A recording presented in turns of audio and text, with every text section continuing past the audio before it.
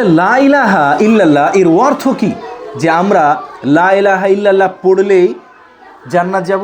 নবী করিম সাল্লাল্লাহু আলাইহি ওয়াসাল্লাম মুআয বিন জাবালকে ওটা কথা বলেছিলেন যে যে লা ইলাহা ইল্লাল্লাহ বলবে সে কোথায় যাবে?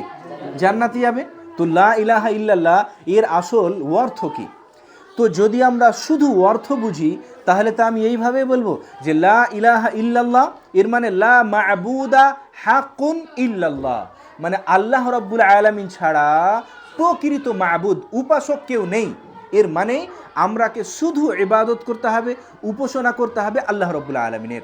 এই দুনিয়াতে আমরা যে কোনো কাজ করি ইবাদতের মনে করে খুশির উদ্দেশ্য রাখতে হবে কাকে? আল্লাহ রাব্বুল আলামিনকে।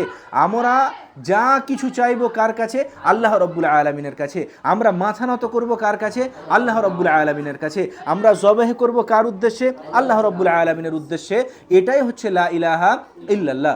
যদি কেউ বলে যে লা ইলাহা ইল্লাল্লাহ এর মানে হচ্ছে যে রুজিদাতা শুধুমাত্র আল্লাহ, যদি কেউ বলে যে শিফাদাতা শুধুমাত্র আল্লাহ, না, শিফাদাতা শুধুমাত্র আল্লাহ, কিন্তু এই বাক্য যখন আমরা বলবো লা ইলাহা ইল্লাল্লাহ তখন আমরা বলবো যে প্রকৃত মাবুদ হচ্ছেন শুধুমাত্র আল্লাহ রাব্বুল আলামিন। আমরা না কোনো ধরনের ইবাদত গাছের উদ্দেশ্যে করব, না কবরের উদ্দেশ্যে করব, না পাথরের উদ্দেশ্যে করব, না সূর্যের উদ্দেশ্যে করব, না আর অন্য কিছুরই উদ্দেশ্যে করব। সেটা দুয়ার আকারে হতে পারে, জবেহের আকারে হতে পারে, মানত মানার আকারে হতে পারে, মাথা দিয়ে সাজদা করার মাধ্যমে হতে পারে, যে কোনো কিছুর মাধ্যমে ইবাদত হোক, শুধু আর শুধু আল্লাহর জন্যে করা, এটাই হচ্ছে লা ইলাহা ইল্লাল্লাহ।